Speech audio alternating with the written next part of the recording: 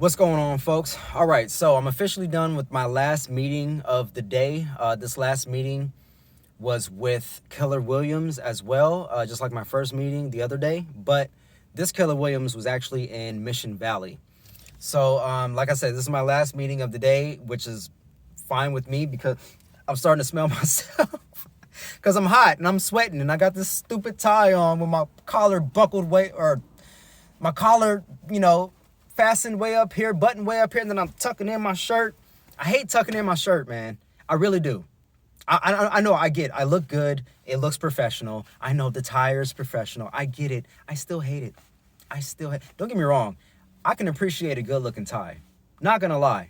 I think this tie is real fly. And I didn't even mean to rhyme when I said that time. But anyways, I think it's cool. I like collecting ties, and that's probably something I'm gonna do, but I still don't necessarily like wearing them, all right? Makes it real tight up here. I feel like I'm wearing a collar. I especially don't like bow ties, but that's a whole nother video. Anyways, my last meeting, how am I feeling? Well, I met with somebody. This person was very lovely. I mean, as far as like who they are, it's not looks or anything like that, but I mean, like, they were very nice to me, very cordial, just like the last person at Berkshire.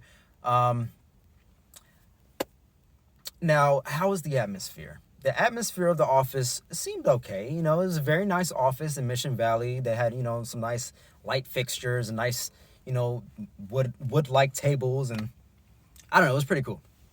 It was a small office, but it looked decent. The vibe that I got from the people there, well, everyone was nice. Excuse me. They offered me something to drink, coffee, water, whatever. They offered me to take a seat. Everyone was courteous. That's not the issue. The atmosphere of the office seemed like, to be quite honest, it seemed like the other offices. As far as a lot of agents nowadays, real estate agents, are opting to stay home. A lot of them are not in the offices.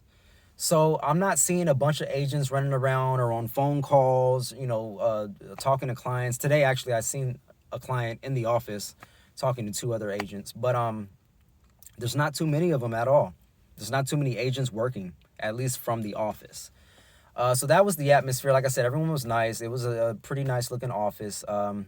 It was kind of warm in there, not gonna lie. That probably contributed a lot to my BO because it was really warm in that office. I was like, I don't understand why it was that warm in that office. Usually offices like that keep it cool, like a 68, 69, 70, something.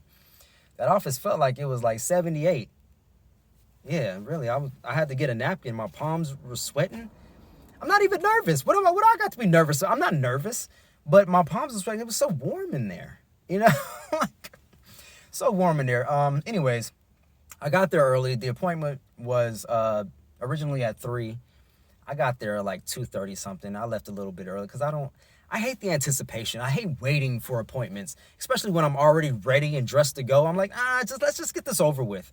So I got there early. Maybe that kind of threw them off. Hey, it is what it is. It's real estate, ever changing. Things happen. Things come up. Things will throw you off. But anyways, the person who I met with, and again, for your information, just for reference sakes, this was a luxury office. This was a luxury real estate company or brokerage. Now, they are brokered by Keller Williams, but it was a specific team that I would be joining. It's a specific team that I would be joining.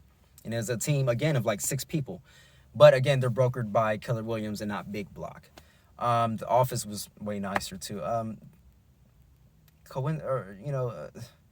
It didn't feel as nice as the first office from Big Block. It was really hot. And so the interview, or I guess the meeting, what did I get from the meeting? If I'm being completely honest, and this is no disrespect to the lady who I met with, who interviewed me, or who I interviewed, but going on that aspect, the interview process, when you're a new agent, you're kind of interviewing the brokerages because ultimately I'm paying the brokerage to hang my license with them. And in return, they're providing me with training. They're providing me with, some work items, some materials that I may need, open house signs, stuff like that, flyers, a copy machine, copies. Sometimes you have to pay for copies, sometimes you don't. At this particular luxury office, I didn't have to pay for copies, so that was a good part. But as far as that goes, what was I gonna say? It's a luxury company. I totally forgot my train of thought, but let me continue here. She seemed like, oh, that's where I wanted to go with it. The person who I met with, she seemed as though she wanted to be my boss. And she didn't say that in particular. It was more like her mannerisms and the way she spoke to me, the things that we talked about, and even her mug, her coffee mug on her desk said "Big Boss." And her attitude was kind of like nonchalant, she it seemed like she kind of rolled her eyes a lot. And I don't know if it was me looking at her rolling her eyes or it was just me imagining that she was rolling her eyes. But it was the way she was talking to me. It seemed as though, I don't want to say she was disinterested or didn't want to be there, but it was like other things were on her mind. She didn't know exactly what to say. It was kind of awkward in a way. But I just I picked up the conversation and kind of led it my own direction. And I started asking her questions because for the first part of the interview, it was more like she was interviewing me, asking me what are my best qualities and all of this stuff. It was like, okay, well, fine. I'm not really interviewing for a job because I can care less. I just need a brokerage to hang my license so I can start working. Now, if it happens to be this brokerage, this is a luxury brokerage, and she was telling me how she has a couple of or a few different, A-list celebrity clients. Fine, perfect, excellent. I want to work in big money. I want to work in mansions and all this stuff. But at the same time, I don't want a boss. I'm not looking for employment. I'm not looking for a boss. And that was another thing that threw me off. Not only was she interviewing me and she was asking me questions and coming from a point of or a place of like she's interviewing me like she's my boss and I'm an employee. She has this thing where she says that she keeps, I don't know, they have this thing where she keeps a record. We're supposed to keep records of all the people that we're calling, all of the people that we're in contact with, and it's a way for us to stay accountable. But she said that she wants to hold me accountable. She wants to hold her agents accountable. So when I heard that, to me, that stated that she wanted to be my boss. She wanted to overlook me and make sure and dictate how many calls I'm making and how many people that I'm talking to, all this and the third. And I'm not really for that. I'm not looking for a boss. I got out of the 9-to-5 so I wouldn't have a boss, so I could be my own boss. This is more of a contractor relationship versus an employee-employer relationship. So it makes absolutely no sense that anybody should be looking over my shoulder unless I'm asking for their help or unless I'm, doing something that's against company policy or anything like that. But there's no reason in the world why I would need somebody to hold me accountable. No, that's not what I wanted. Maybe that's what somebody else needs. Maybe, some people just work better like that. They work better under the supervision of a boss-like structure or a boss figurehead. Somebody who's in charge, who they answer to. Not me. No, not me. Even in security, the last security job I was at, I was there for so long because my office never bothered me. Because the managers or the supervisors never gave me an issue. They left me to my own devices. I could walk around when I wanted to, as long as I did my report, as long as I did my job and I did what I was supposed to. I acknowledged things were supposed to acknowledge and reported things that were supposed to be reported. Everything was fine. I never had a supervisor or a manager coming to check on me. I think they checked on me once. They sent like a rover guard to come make sure that I knew what I was doing. Like the first week I was there, and then that was it. I've never had a problem with them. That's why I stayed in security for so long, because at that particular spot, I didn't have to answer to anybody. Even my manager at the security office, I didn't really answer to him. He left me alone. It was perfect. It was perfect. If I got paid more money and I wasn't a security guard, it would have been the perfect spot. It would have been the perfect profession. But yeah, so I got that from her. I felt like she was trying to be my boss more than anything. Like I said, her mug said "Big Boss." And even her attitude and her mannerisms were more like, oh, I do this, and I have a few millionaire clients, and I'm gonna hold you accountable, and this, that, and the third, and I don't know. It was a lot. It was a lot. It was more like, I'm good off this. I can find a different brokerage or a different team that won't treat me like an employee. And that's no disrespect to her. I just think that it's just what I need versus another agent who's just coming in. And I think she's so used to dealing with brand new agents that she was just like, you know what? She just wanted to treat me like I was, I didn't know anything about anything. And that's fine. I'm not trying to act cocky or arrogant. But I'm very confident. I am very confident because I have to be. Nobody else is going to be my number one fan like I am. You know what I'm saying? Not my wife, not my mother. No, don't get me wrong. They support me. But no one's going to be my number one fan like me. You know what I'm saying? So that was one of the things right there. Like I said, she just seemed like she wanted to be a boss. She wanted employees under her. She wants to hold people accountable. She wants a moniker, some kind of control. And then her attitude was just kind of not off-putting, but it was just like nonchalant. I don't want to say off-putting or disinterested. I'll say nonchalant. Like, she sold a few $1 million houses, and now it's like, okay, whatever. I don't really care if you work for me or not, or if I work with you or not. It is what it is.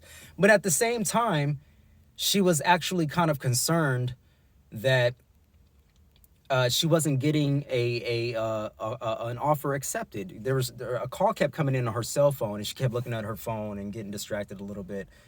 But she apologized for it. She said it's because she was waiting to see if an offer had been accepted. And to me, that signaled that maybe it's a little bit too tough for her market. Maybe it's a little, she's stressing out a little bit. So that was like, don't stress. Don't let me see you sweat. And what was there? Another thing. Another thing which was probably the most important, the biggest thing that I've noticed. And again, I know this is no disrespect to her, but I felt like she was being rather negative in regards to the real estate market, in regards to new agents in real estate. She actually made one comment where she was basically, in my own words, she said basically to the extent of, all newbies go home. Yeah, like keep the newbies and we'll keep getting the money over here. And it was like, that's not very welcoming. And I kind of understood why she was saying it, because she was describing how tough the market is, how tough real estate is. But then she kept going on, and she kept making it seem as though, like if I don't join a team, she was making it seem as though if you don't join a team when you get into real estate, if you're just a solo agent, then you will never make it. And that's what she basically told me. She was like, you're not going to make it if you're a solo agent. You're not going to be successful. So it was like very negative. It was like, that's negative. So you're saying if you don't have a team, you're basically just doomed to fail. And it seems like you really want to push your team in particular, which is fine. Of course, she's there to talk about her team and her company. But I just really felt like it was negative. And a lot of the times I felt like she was directing that towards me. And it may just be me overthinking it, like I tend to do a lot of the times. But it seemed as though when she was saying, real estate's real hard, and you got to have a plan because you got to pay this money every month and every quarter. And, 85% of real estate agents fail. Most people are going to fail. Yeah, they're just going to fail. And it was really negative. I just felt that's not how the meeting started, but towards the end, that's how it was ending. It was like it was ending on negativity. So I was really like, wow, I just don't understand why she would make it sound so negative to me like that. Usually you would think somebody would make it sound positive, be encouraging, be optimistic, be energetic. Like the first person who I had a meeting who I had a meeting with, but Kate actually was Keller Williams too, but this one was the office out here in El Cajon. She was energetic. She was inspiring. She was excited. She was happy. This last one, not so much. Not so much. Completely different Keller Williams vibes. So that's important. Even though it's all the same brokerage, different different offices and different teams have their own vibes and their own kind of way of doing things, you know, their own attitudes. So that's one thing that I found out. And again, it was too much negativity. So by the end of the interview or the meeting, I was just like, you know what? I appreciate your time and efforts today. You've given me a lot to think about. Let me go ahead and go home with this, and, you know, I'll go from there. And she's like, well, thank you. You know, if you have any questions, let me know. I'm like, I appreciate that. Thank you. And, you know, I left. And here we are. I drove all the way, I got on the freeway, and I came home. Now I'm doing the video right before I walk in my apartment, just to let you guys know how it went and what are my thoughts and feelings on the whole matter. So as far as the commission goes and the pay structure, is pretty much the same as the other Keller Williams office. Pretty much the same but as a matter of fact, I think she said there was no office fee. There's no office fee, but you still got to pay the franchise fee. You got to pay your split, your mentor. The split's still pretty much the same, 70-30% or whatever. So nothing too much different from there. But like I said, it's just, you got to take into the account of the atmosphere and the vibe. And I let her know up front, you know, I take into an account the atmosphere and the vibe. And the last place that I was at, it seemed like the people, I don't know, it seemed like one of the people really wasn't into it that much. And, you know, maybe that was me overthinking, maybe not. But that's just what I got from it. And I was very upfront and transparent about that. And even towards, you know, the end, she started to lighten up a bit. You know, this last person from Keller Williams. And she even admitted and apologized to me that, you know, she didn't have enough coffee. She was stressed out about this offer not being accepted and this, that, and the third. And usually she's more upbeat and more energetic. So she did apologize a few different occasions about that. So I don't want to hold that against her too much. But, yeah, putting all that together, it's looking like my first meeting with KW, Keller Williams, in El Cajon, the East Foothills division, is number one so far. It's the best bet. It hasn't been the best interview that I've had, but it's the best offer that I've had. It's the best training. It's the best, you know, she had the best energy, the person I met with. She actually showed me around the office. She actually introduced me to a few other people there, agents. You know, that's more that I can say than than the other three places that I visited. Berkshire Hathaway didn't show me around. Neither did the last Keller Williams. Neither did SoCal Realty. No disrespect to them. All lovely people. I have nothing personal against them at all. This is just me coming from a place of, I'm a new agent and I'm shopping around for brokerages. These are my feelings. These are my honest thoughts and opinions. They may be different for you. Your situation may be different. But for me, this is where I'm at with it. So now, like I said, Keller Williams is still number one in my books. It's the first meeting I've had that's still number one. They're beating everybody so far. They have the most to offer. I'm paying less fees. And I just seem to be getting more out of the deal. And they treated it more like me interviewing them than them interviewing me, which I appreciated. And they showed me around the office, which I appreciated. And she even invited me to an agent training that they had the next morning. She invited me to it, and I attended virtual it was a Zoom meeting, a Zoom call. And they went over like certain aspects of the process of real estate, as far as like dealing with buyers and getting them pre-qualified and dealing with lenders and stuff like that. And I appreciated that.